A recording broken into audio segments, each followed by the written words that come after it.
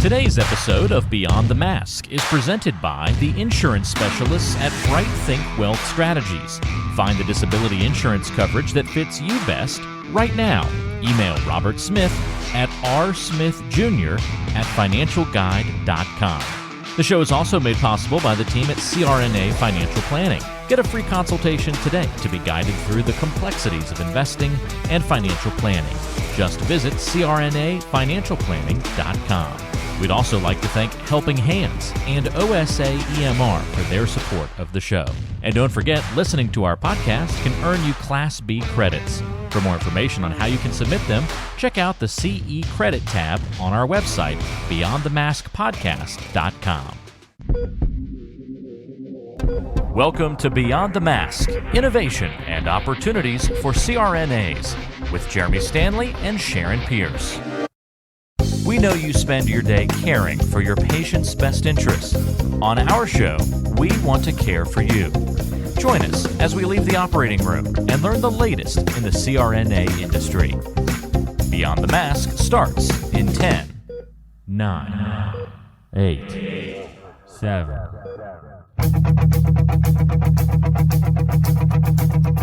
Welcome to Beyond the Mask. I'm Jeremy Stanley, and I've been working with CRNAs for over 23 years, and I'm married to one. And my co-host is Sharon Pierce. Sharon's a practicing CRNA for over 20 years, a past president of the ANA, the NCANA, and she's held many other leadership roles. As usual, our goal with every episode is to educate and enlighten CRNAs, and I think our topic today is definitely going to do that. And Sharon, what time is it? It's time to wake up, Jeremy. I think it is. Well, good evening, Sharon Pierce. How are you doing, Jeremy Stanley? I'm doing good. You know, as you picked up on earlier, I'm dragging a little bit today. I got a massage earlier, and you know how you get that feeling when you get a massage afterwards, you're a little laid back, you got a little bit of achiness, you almost feel like you're getting a cold or something.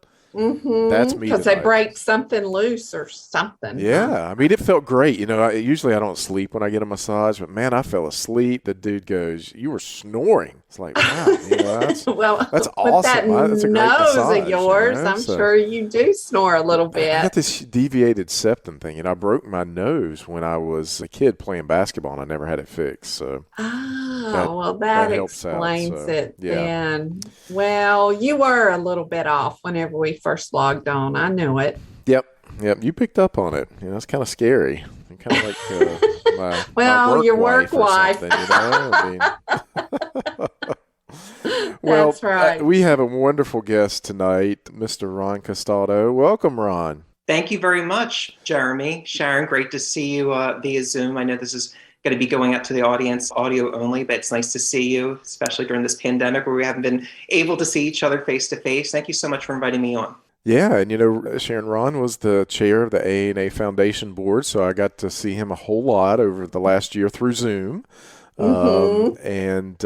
Unfortunately, he just rolled off, and probably won't be seeing him quite as much, and we've got a big hole to fill, but he did a wonderful job, and I'm looking forward to hearing his topic tonight. So, smart guy. We're going to be talking about probably several different things. Sharon, you want to kind of introduce the topic? Oh, absolutely. We're going to be talking about APRN regulation, legislative kind of stuff. That's my jam. Yep. We're going to talk about the consensus model, the compact, and independent practice for CRNA. So we're going to hit the grass tops of a lot of different topics. So, Ron, why don't you tell us a little bit about your background and why you are an expert on these topics? Well, thank you again for having me. A little bit about my background. I've been a CRNA now for going on 19 years.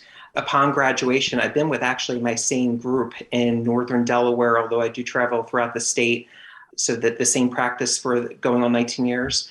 Along the way, about maybe 4 or 5 years into practice, I was fortunately had excellent mentors at the state and national level, but it was certainly started locally where I had mentors ask me to get on the Delaware Association of Nurse Anesthetists Board of Directors. And so by 2006, only 4 years out of being a CRNA, I was elected president for the first time of DANA. And then it's, around the same time, actually a few years prior, where I was going to my first AANA national meetings. And, I caught the bug, so to speak. It was so incredible how just one meeting snowballed into, getting involved. And then I was honored to be elected nationally to the ANA Board of Directors as regional director for Region 6 back in 2008. So I served on the board of directors of ANA for 2 years.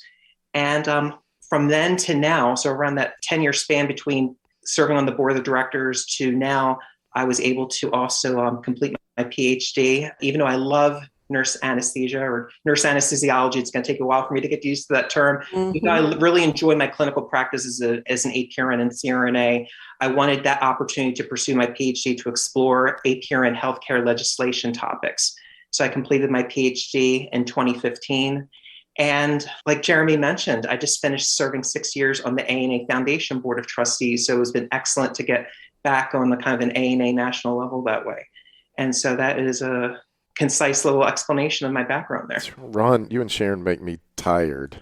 I'll tell you. Sharon gets a wild hair and goes back and gets her DNP at Yale. Yes, congratulations, Sharon. Of all things. Thank you. And listening to you, I'm like, wow, I suck. I need to do something else. So. Yeah, right. I know a little bit about you. I know that's not true. I know you're a busy gentleman, well informed. Well, I'm looking forward to a lot of these topics, and obviously you're going to know a whole lot more about them than I am, and Sharon as well. But can we kind of just start with a little bit about, the State Board of Nursing and kind of the purpose and maybe the mission of the State Board of Nursing? Great. I'm glad to. So I also finished just serving about 5.5 years on the Delaware Board of Nursing as well, with the last year being on as president. I just actually finished my term. And it's a great question because it all starts before anyone can become a CRNA. It all starts really with obviously getting your background. Some people take the LPN, RN, APRN route. Some people obviously maybe just start at the RN level and then work for a few years in ICU or another setting to become a CRNA. But it doesn't matter what type of nurse you are. You really have to have a firm foundation of your Nurse Practice Act and, what is the Board of Nursing's main mission.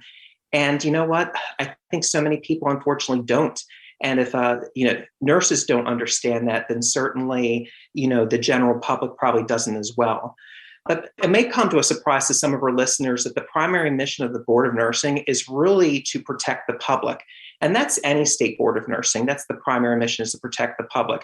Certainly, the Board of Nursing cares about nurses. It wants nurses to be able to renew their licenses. It wants nurses to actually, do their continuing education, contact hours so they can be competent licensees whenever the renewal period is. But really the primary mission is to make sure that the Board of Nursing is licensing competent nurses so that they can competently provide healthcare services to the public. And if a nurse for some reason is not competent, does not do their CE credits, fails their audits that says that they did, or unfortunately does something that is a violation of the State Nurse Practice Act, then they're assessed discipline, and that discipline can prevent them from providing health care to the public. And so consequently, that's how they're meeting their mission of protecting the public. So what are the different levels of discipline that can be assigned to nurses, and how is it reported? Give us a synopsis about that. It's a really good question. Everyone obviously listening to this podcast, I really pray, is familiar with the American Association of Nurse Anesthetists. So just like the AANA is our parent organization to like the North Carolina Association of Nurse Anesthetists or the Delaware Association of Nurse Anesthetists, the NCSBN, which stands for the National Council for State Boards of Nursing, they're the national parent organization to each individual state board of nursing.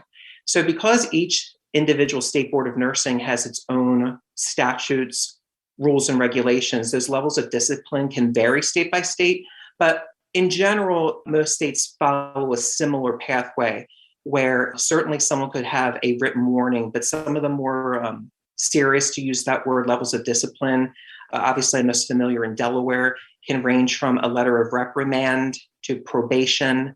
And with letters of reprimand and probation, certainly there's serious levels of discipline, but theoretically, a nurse could still work with a letter of reprimand or probation on their license. And then escalating that further, then there's suspension, and at least in Delaware, and I don't want to go out on a limb, and it's never safe to assume everything, but I imagine that in those states, once you reach a level of suspension, you absolutely can't work on a suspended license. And then, at least in Delaware, the most severe level of discipline and licensee can be assessed in nursing is revocation. And one thing that's actually unique in Delaware is revocation of a nursing license is actually permanent. So it has to be really a serious, egregious violation for the Board of Nursing to actually recommend and apply revocation to a nursing license. I think Delaware is definitely unique in that regard. And in many other states, revocation is not permanent. But that's usually the escalation in terms of, serious discipline, usually letter of reprimand, probation, suspension, and revocation. It's really important that nurses are aware of those levels of discipline, and even something like accidentally, and I use the word accidentally like in air quotes there, sometimes people, when they attest, and at least in Delaware, you need contact hours in order to renew your license. And sometimes people in the past just said, oh yeah, I did my 30 credits. And in Delaware, 3 of those 30 have to be in substance use disorder. And sometimes just people rely on their memories. They just think, oh yeah, I did that in the past biennium period, because in Delaware, it's every 2 years you need to renew. And, they might be one of the unlucky people that months later get audited. And then actually when they're combing through the records, they realize that education was done maybe months prior to their current biennium period. And so they attested falsely, unfortunately. And depending upon, how quickly they may turn around and get those additional credits, they're probably going to be assessed at least a letter of reprimand. And what people don't realize is, I can talk about this later, if people have heard of the National Practitioner Databank, those disciplines get reported to the National Practitioner Databank, and that will follow that licensee for the rest of their nursing career. So every time they apply for a license in another state, or they go to a new employer and they say, have you ever been disciplined? Is your license ever disciplined? They better report yes if that happens, because it goes directly to there. And like I said, that follows them and can certainly impact their livelihood. So it doesn't ever fall off. Very important for people to be aware of those levels of discipline. So it never falls off then? Once something is reported to the National Practitioner Databank, I've been told that is permanent. That's not something that can be expunged. Right. And you know what else is interesting, Jeremy, that some people may not realize is that at the State Board of Nursing, you officially get disciplined. That order is public record. Remember, the missions of Board of Nursing is to protect the public. So if they go on to the Division of Professional Regulation, or whatever the title is called in that state, they can query any healthcare licensee. So it's not just nurses. It can be a physician, right? Physical therapist, optometrist, dentist, and they could query that name and find out that, so-and-so was disciplined before. And that's all public record. So it's not, held confidentially in that regard. Again, it's to protect the public. So the public, if they have that knowledge to do so, they could, find that information out. And Sharon, what that reminds me of is, you remember John Fetcho was on, and he was talking about insurance, and, someone who worked a W-2 position at a hospital, had the hospital group policy, had, something come up, and the hospital and the insurance company settled the claim, never told the CRNA they settled it. She goes to another place, and I'm assuming it popped up, and she didn't even know that it was settled. And, it was, I can't remember, it was hundreds of thousands of dollars, I think, was the claim. And that just made me think of that, Ron, as you were talking. And another reason. You know what, Jeremy? I'm so glad you brought that up, because it's not just discipline at a state boards of nursing that can be reported to the National Practitioner Databank. You are absolutely correct. Judgments can be reported there as well, because they want to see if someone has like a malpractice that judgment made against them. And you're exactly right, depending upon, and John Fetcher is certainly the expert in insurance topics, but depending on the settlement or the type of insurance policy, sometimes that CRNA or licensee, they may not be in that conversation. Right. The insurance company might settle on behalf of that CRNA, and ideally, you would hope that they would communicate that to the practitioner. But clearly, as your example illustrated, that doesn't always happen. And it may not be until that CRNA applies to another job and that institution queries the National Practitioner Databank that they discover that. And so I'm really glad you brought that up, because it's not just, state level discipline, but it could be insurance malpractice settlements, or whatever that language is, that could be reported to the NPDB as well. Wow. I'm listening to this, Ron and Sharon, and, my oldest daughter is in nursing school right now, and she says she's going to be a CRNA. And, just watching her go, she's in her first year of nursing school, and she lives in this house. She's in a sorority. She's got 4 other roommates. And, we're talking last night, and she goes, Dad, I have been studying all day long. I have 14 chapters I have to read for tomorrow. She said, all my roommates were gone. They're out at the pool. She's like, I'm in here, and there's no way I'm going to get all this done. And she ended up getting it done. But man, I was thinking back, when I was in college, and her roommates are business majors. She's got a couple of fashion majors and so forth. And I told her, I said, nursing is hard. I mean, it's a hard career path. I mean, not to mention nursing, and then you add nurse anesthesia education on top of that. This is, this is hard stuff. And I mean, Sharon, I always tell you, and you always say, CRNAs are some of the smartest people that I know. I mean, literally the smartest people that I know. And Ron, you're one of them. Sharon's one of them. I mean, you guys just amaze me with the knowledge that you have and the way you continue to build upon the knowledge and so forth. So, speaking of knowledge, I've got a question, Ron. I've always heard this. I don't know if it's the case, and I wouldn't know personally, but I've always heard you can lose your nursing license if you get a DWI. Is that true? You know what, Sharon? You raise a really good question. Again, it depends upon the state, because some states, again, I'm not an expert on that, all the laws, of course, I'm not an attorney, but in some states, DUI, it might be first or second offense, it's just misdemeanor, and then third might be felony. In some states, it might be, the first time out of the gate, it's considered a more serious offense. So I apologize, I can't be more specific. I don't. Well, how about Delaware? In Delaware, I believe what Delaware has is they have language that has to be substantially related to the practice of nursing. So okay. I believe if a nurse drove through the hospital parking lot drunk. Exactly. Now that might be a problem.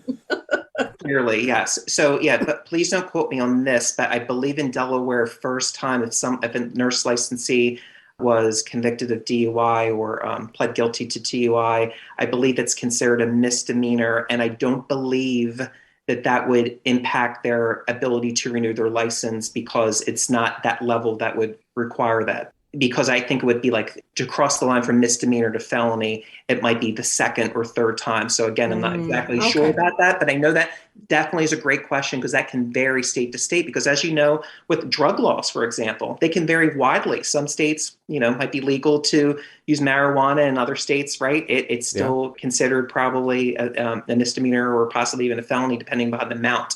So as you can appreciate, that can vary widely state to state, and that's why it's very important to disclose information. So if a nurse is unclear, definitely my best advice is to contact the executive director or whoever the person is in charge of the board of nursing. It's better to volunteer the information to be clear, so when you are renewing, that you aren't falsely attesting, because sometimes I would imagine most states, at least in Delaware, they do ask, and certainly there's criminal background checks now, but some states may also still have the yes, no, have you been convicted of an offense since your last renewal period? So it's really important to be honest. So I would err on that side. So that's why it's always best for people to renew early. So if you do hit a stumble block or something that's really a head scratcher, that before you officially, renew your license, you pause, you get in contact with your board of nursing and say, hey, this is what happened to me. How should I answer?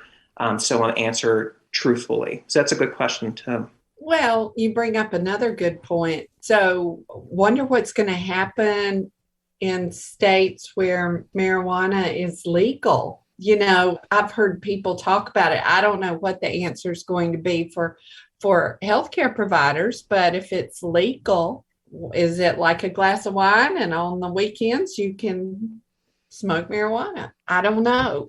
Sharon, that's funny you say that. That's another good question. Because I think part of it might have to do, obviously, someone being acutely high, just like obviously most people can maybe enjoy, let's say, a glass of wine at night. Well, you're assuming that you're not on duty when you're having that glass of wine. You have one glass of wine at dinner, you're not on the clock.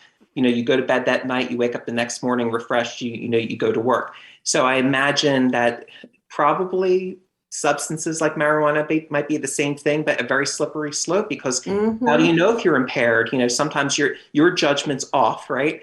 So it's a really good question. And with these new laws, it's going to open new doors and new questions. And, that's a really interesting topic. Oh, that might, once you get to be an expert on that one, Ron, we'll have to have you. That's right. We'll have to have you. But, kind of along the glass of wine deal, I've done office-based anesthesia for a lot of years and had a plastic surgeon call one night, had a bleed and wanted on a face and wanted to do the case in his office, which is crazy.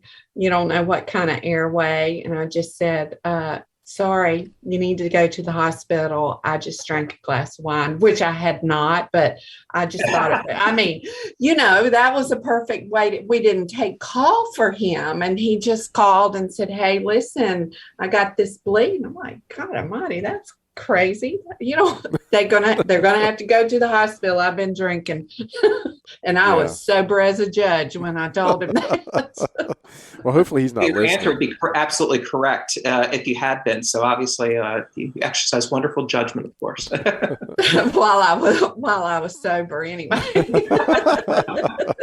We won't go there.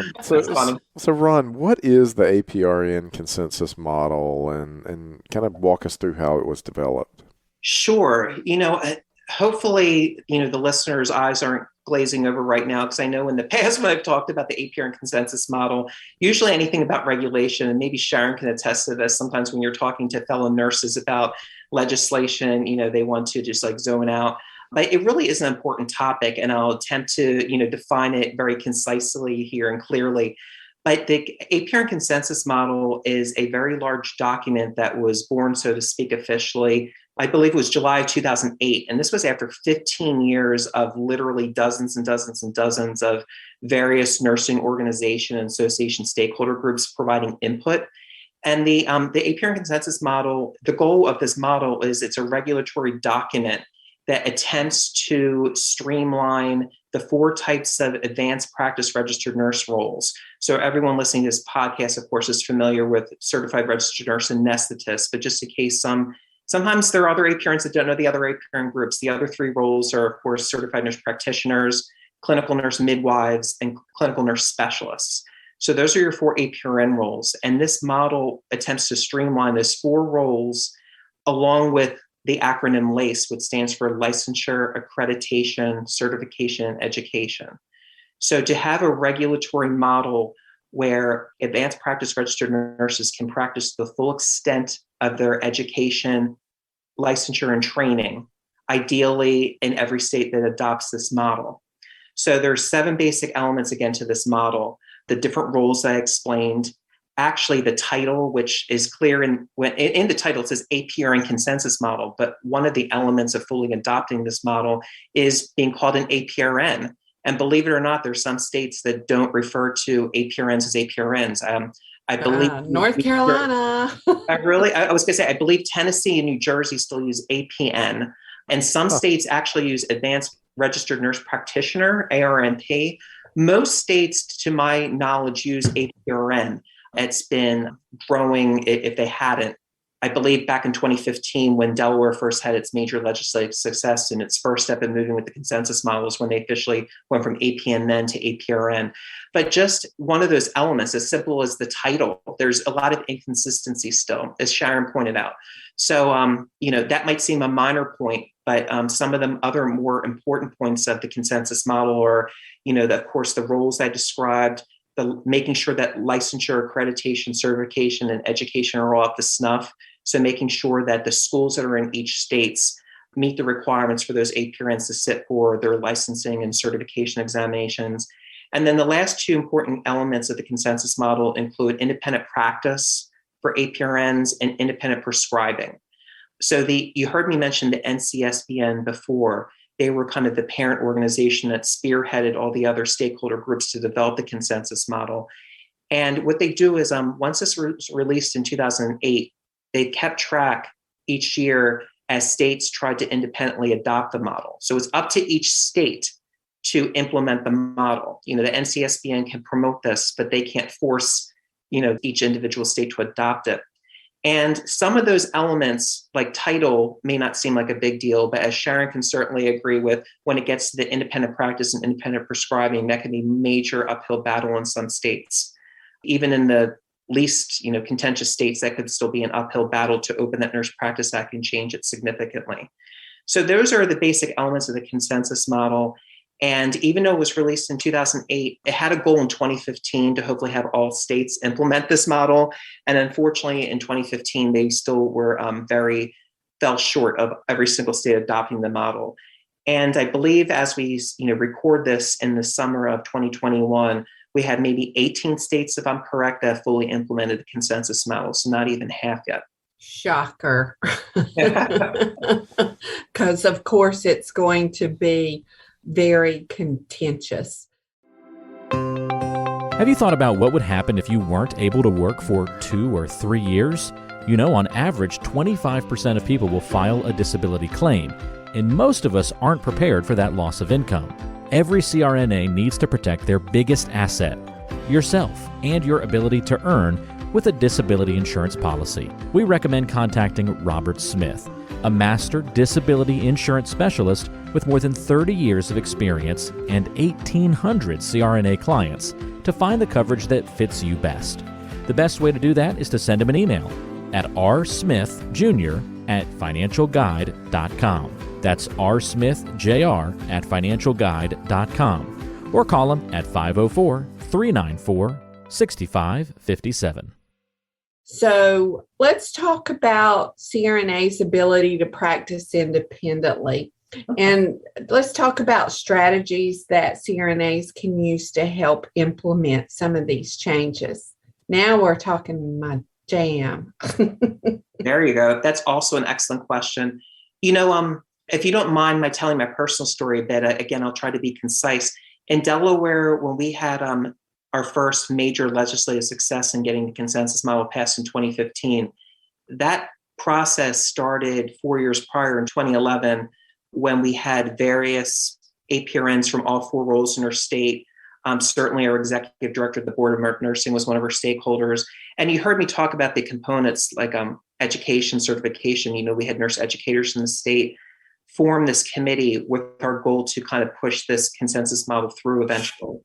And so even though that framework was vitally important, and I think that is a framework that any state can kind of gather those workers in each state to kind of join that. One thing that we were really blessed with in Delaware that I unfortunately, we can't snap our fingers and have nurses as legislators, but we were really blessed and fortunate and lucky to have nurses who were already elected legislators.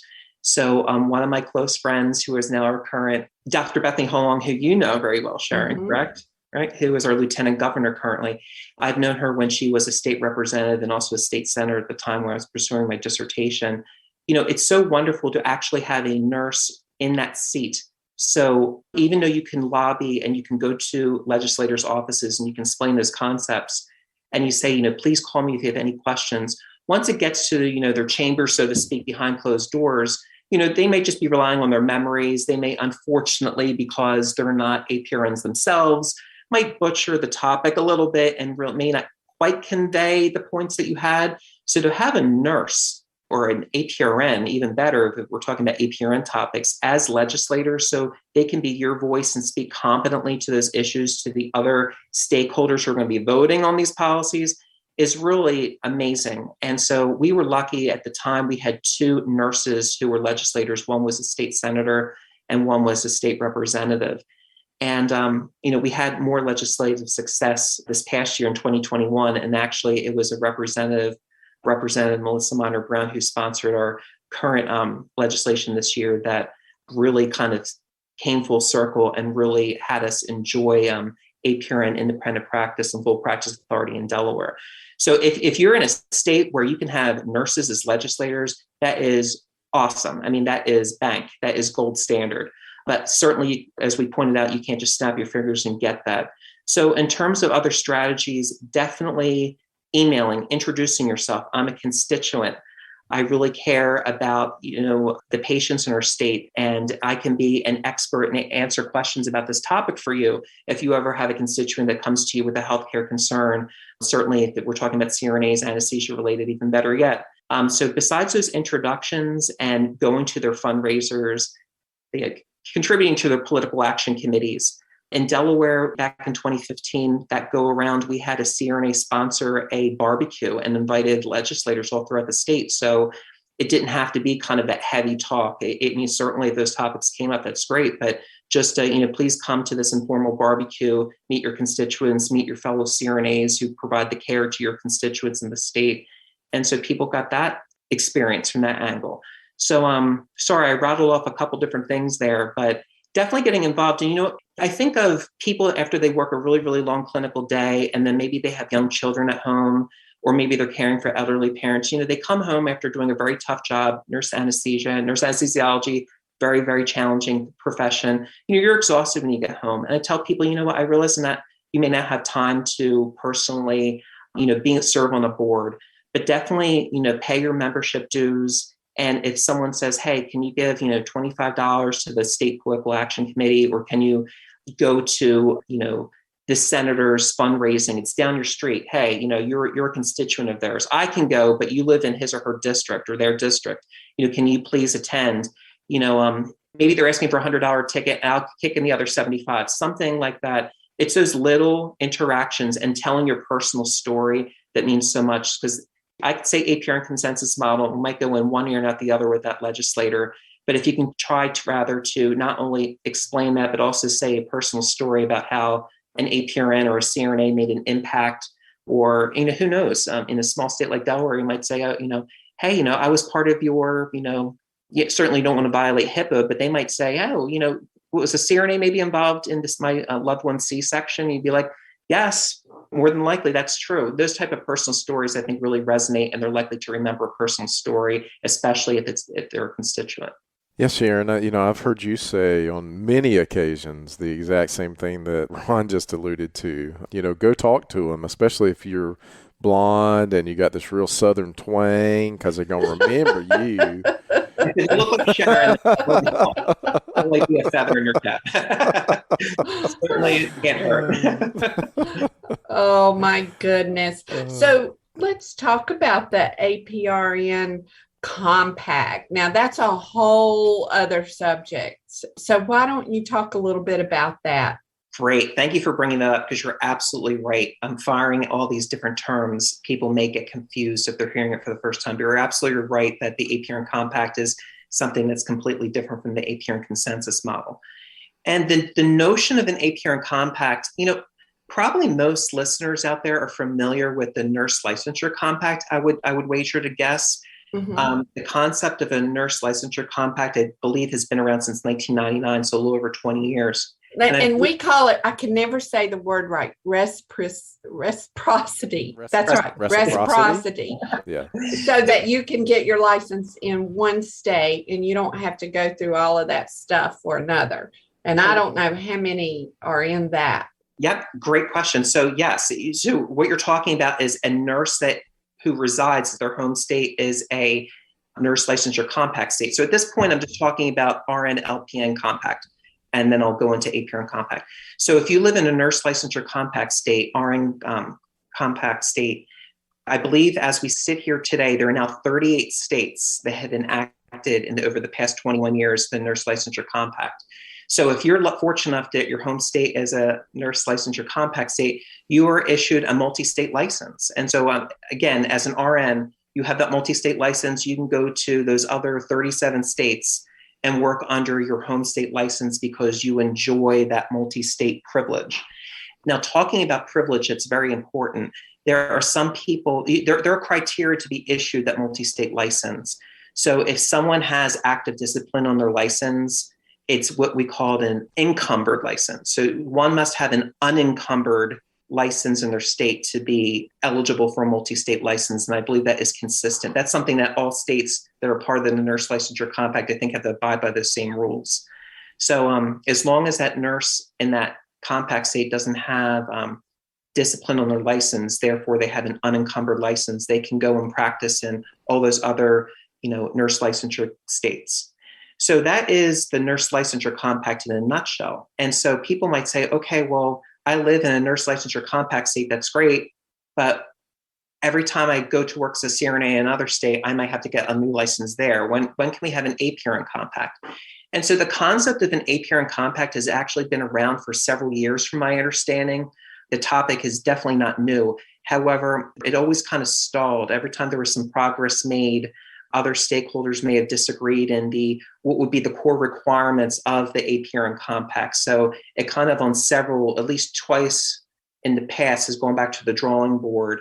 And, back in 2015, the last time before 2020, where there was a bite at that apple, I believe it stalled with only 4 states joining the compact.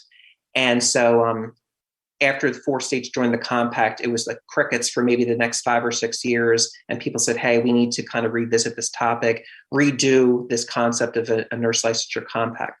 So back in August of 2020, at the NCSBN's annual meeting, the various nurse delegates from all states voted, and they voted on a new and improved version of the APRN compact. And so once that was voted upon in August of last year, it was then up to the states to do that groundwork again to see if they could get that language passed in their state. And actually, I believe North Dakota was the first state in February of 2021 that had passed APRN compact, and Delaware actually was the second state, and that just passed last month. So we have 2 states that have now implemented, or enacted rather, not implemented, but enacted the APRN compact. And the way that this language was written and agreed upon back in August at the NCSBN annual delegates meeting was, once 7 states enact the APRN compact, it will become active. So we have 2 states now that have done it. So we can get 5 other states to enact it. We will officially have an active APRN compact, and people will be able to start being able to go to those other compact states. I think geographically of a state that's so large like Texas, where I think Texas is technically our second largest state, but in terms of the continental United States, I think it's the largest state. I guess if you live dead center, which, don't judge me on my geography, but I think Austin's dead center, it might theoretically, take you 12 hours to be out of another state. So conceivably a nurse practicing in Central Texas, nurse licensure compact not be a huge deal for them. But where I reside in Delaware, I'm in 2 minutes to Pennsylvania. I'm in 15 minutes to Maryland. I'm in 20 minutes to New Jersey. So it really is impactful for those RNs and LPNs if they're able. And look at the pandemic that just happened. If it wasn't for governors declaring emergencies and removing those barriers, how quickly not only nurses can mobilize with the nurse licensure compact, but more importantly, access to care for our patients. It's a really big deal, I think, nationwide, but certainly in an area in which I reside.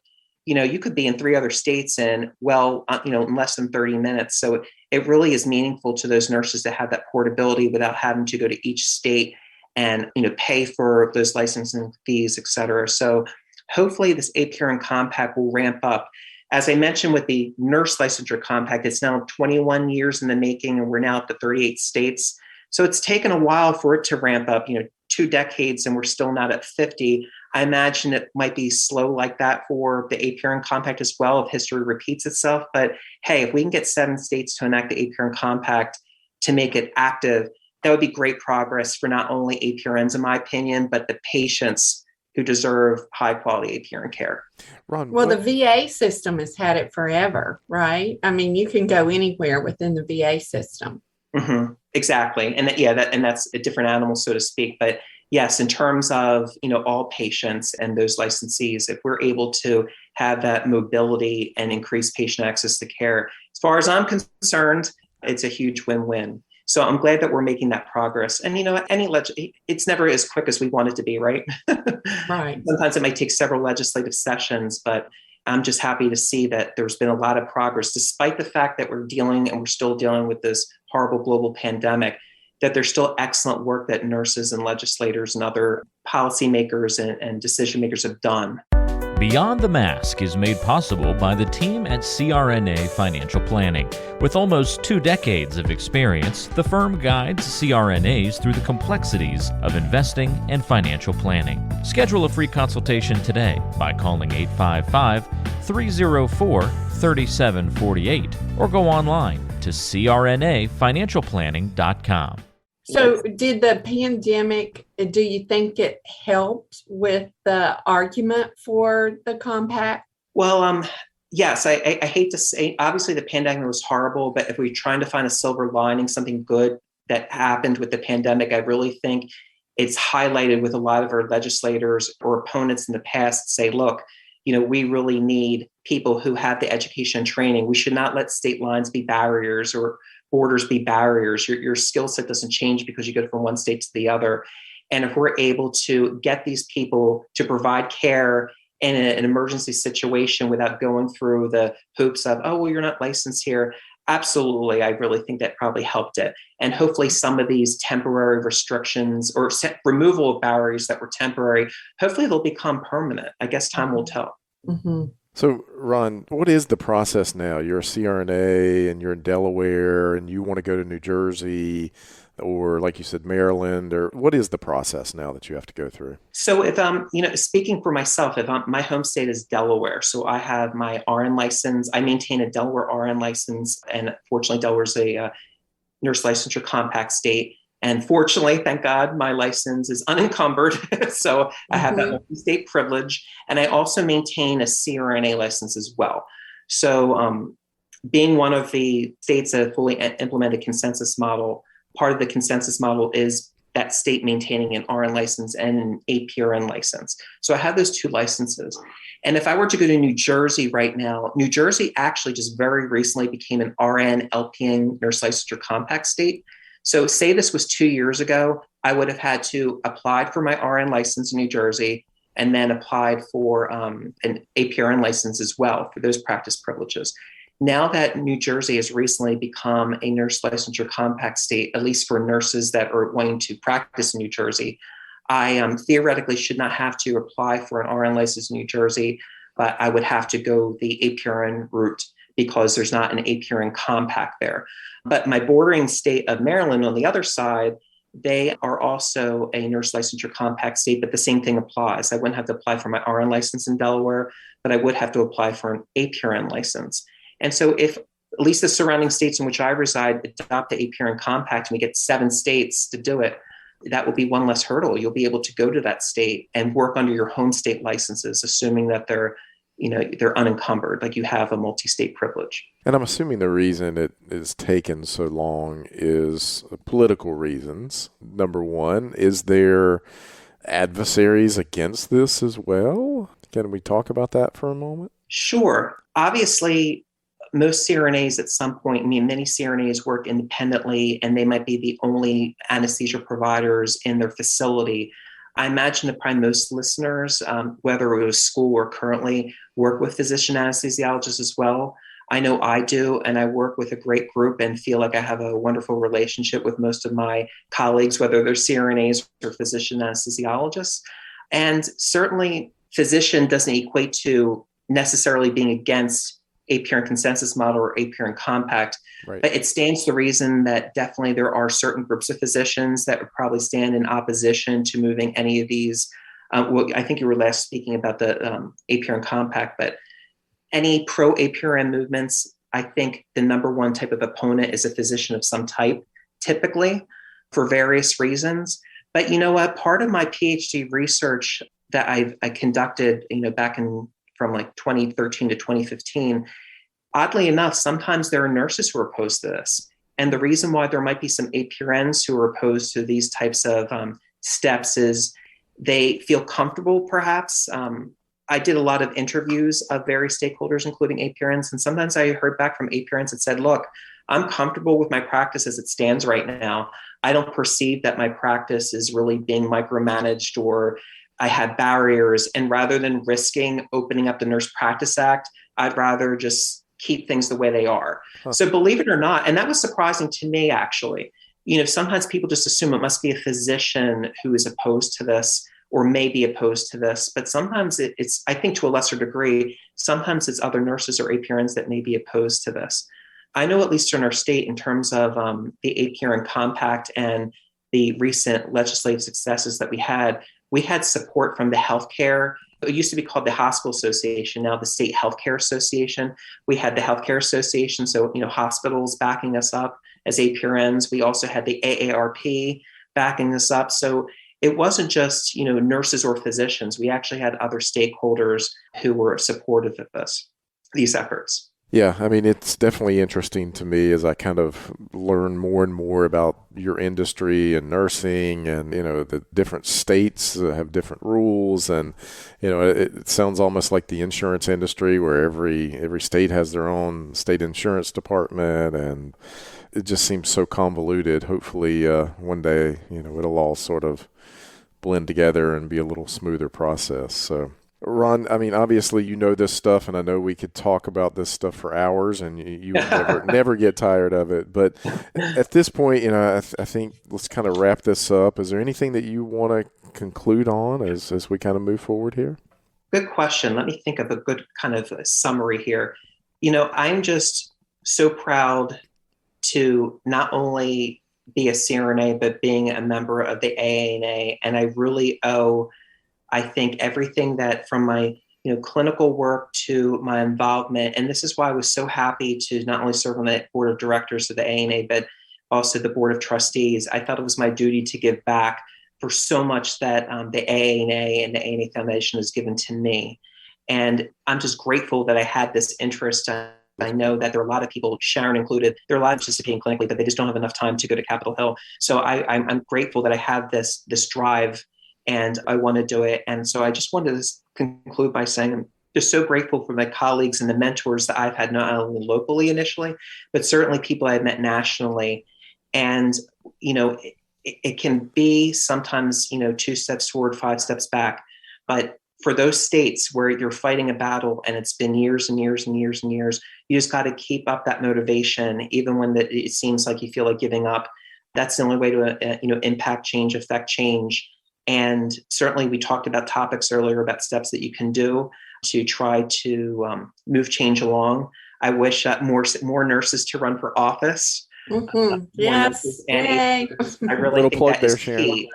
Yes, that was certainly key in Delaware. Absolutely. I mean, certainly it was the groundwork and, that grassroots efforts from the individual APRNs themselves. But certainly I'm convinced that we would not have had a smooth, even though it was bumpy, it was still relatively so much more smoother having nurses in those seats to be our voices, like I said, behind those closed doors, that I really think made our successes happen more quickly. And I hope that is the pathway that other states can follow as well, so they can enjoy legislative success on an APRN level in their states as well. Great. Well, Ron, thank you. Thank you for being on the show. And as you said, this was your first podcast, and man, you knocked it out of the park, buddy. I mean, you did a great job. You were too kind. Thank you so much. At the beginning of the podcast, you used the word expert, and that just doesn't sit well with me, because I feel like I'm learning something new every day. And especially when it comes to legislation, when you're monitoring, 50 plus states, boards of nursing and other legislative efforts. I'm so grateful to the ANA staff members at the state government. Oh, you're not kidding. Oh my gosh, they are absolutely fantastic, wonderful. And so I'm so appreciative for our ANA staff members to help to make my monitoring easy as well.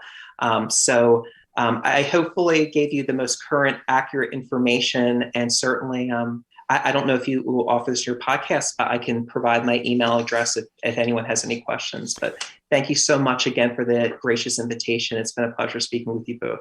Absolutely. And we'll put your information in the show notes, so if anyone has any questions, wants to get in touch with you. And Ron, thank you for all you do for the CRNA community and the right back at you both. Thank you so much. So, you do a lot, and it is appreciated, and did a great job tonight. So thank you very much. And as we kind of conclude, I don't know whether Sharon prepped you or not, but we do something called the lightning round. This was Sharon's little baby, and she loves it. So we're going to ask you a few questions, and whatever pops in your head, just kind of rattle it off here. And Sharon? All right, I'm first. If you could go back in history, what era would you go to? Oh my gosh. I love ancient history, so I would love to maybe go back to the time of, the birth of Christ. But I also think it would be wonderful because I was too young at the time to experience it. But I think it would be so awesome to be an adult in the late 70s, going to like Studio 54. Mm-hmm. That is the answer. I think that would be really. Oh, and you're such a great dancer. I've danced with you many times, and I've stood up beside Piers when he was DJing at the AANA meetings, watching you tear up some crowd out there. Great dancer. So whenever we're back in person, I can't wait to dance with Piers. He's wonderful. Plays good music. Yes, he does. Yes, he does.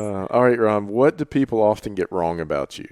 You know what? Every once in a while, I'll say it. I'm an oddball. I was going to say every once in a while, depending upon the relationship I have with someone, sometimes people think I'm really quiet and serious.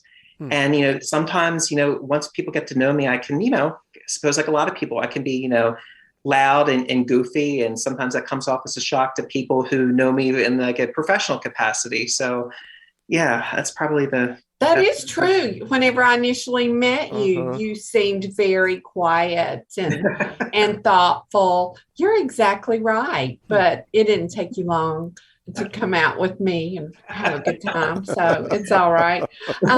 If you could have another profession, what would it be?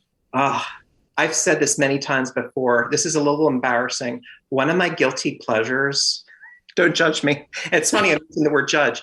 I get a kick out of Judge Judy. And I said, really? If I wasn't a CRNA, I'd be a judge. Give me a gavel. I love being on the board of nursing. And it was, most of our meetings this past year were held virtually. I would, bang a coffee mug. That was my gavel, So yeah, I think I'd love to pursue it. Oh my God. My daddy was in love with Judge Judy. He was like the Rain Man. He had to be home to watch hilarious. Judge Judy. God, that's funny. He might have had a little crush. He's entertaining. On her, Sharon, Yes. Oh my God. Too funny. All right, Ron. Last one here. What's your favorite word? Favorite word. Can I say it on the podcast? I'm just kidding. We've had people say all kinds of things. Excellent family upbringing. My mother and father. You broke up for just there. a minute. Say it again, Ron. Oh, okay. Yeah, I said I was raised right. So I was just kidding about that favorite word, tongue in cheek there, foul language. I would say that I think that word surreptitious is kind of cool. Stealthy, surreptitious. Oh, I like that word. That is a good word. Yeah. I used to work with a nurse 100 years ago when I was an ICU nurse, and she always said if she had a little girl, she was going to name her atelectasis. Which means a collapsed lung, Jeremy. I was like, what? Atelectasis. Okay. Only a nurse. Oh, yeah. I was going to say that must be nurse humor. But that's a good word. Atelectasis. All right, let's close, Jeremy. All right, Thank Sharon. you so much for rescheduling this and your scheduling flexibility. I know we kind of had a couple times rescheduling this, so thank you again, both of you, so much. Absolutely. Well, Sharon, I think it's a wrap. I think so. So we want to thank our listeners for listening to Beyond the Mask with Jeremy Stanley and Sharon Pierce. If you like our show and want to help us grow, Sharon, what are some ways our listeners can help us? Like us, leave us a review, but only if it's positive. There's enough negativity in this world. Absolutely. Tell all your friends to come and join us and listen to us. And Sharon, because why? Because we're in the top 50 medical podcasts consistently in the U.S., and our goal is to be in the top 10 and continue to get the word out there and continue to be advocates for the CRNA community. And Sharon, we just won the PR award. I know. Whoop, whoop. And again, I know it's old hat for you. Like 4 times you've won it. But I'm pretty daggone excited about it. So that plaque's going to look good on the wall in the studio. That's right. So, Ron, thank you, buddy. Until next time. It's a wrap.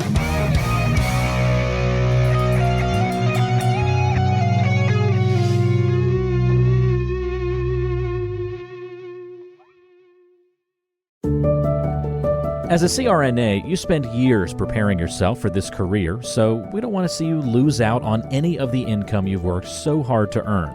The best way to protect yourself and give you the confidence that a major life event won't disrupt your financial future is through disability insurance. We've known disability income specialist Robert Smith for many years and have seen the work he's done with nearly 2,000 CRNAs over multiple decades. He can help identify any gaps in your existing coverage and fill those gaps by finding the best value on a policy. Contact Robert and let him know you heard about him on our podcast. Send him an email at rsmithjr@financialguide.com. That's rsmithjr@financialguide.com. Or call him at 504-394-6557. Protect your greatest asset as a CRNA, yourself and your ability to earn a living by adding disability insurance to your financial plan.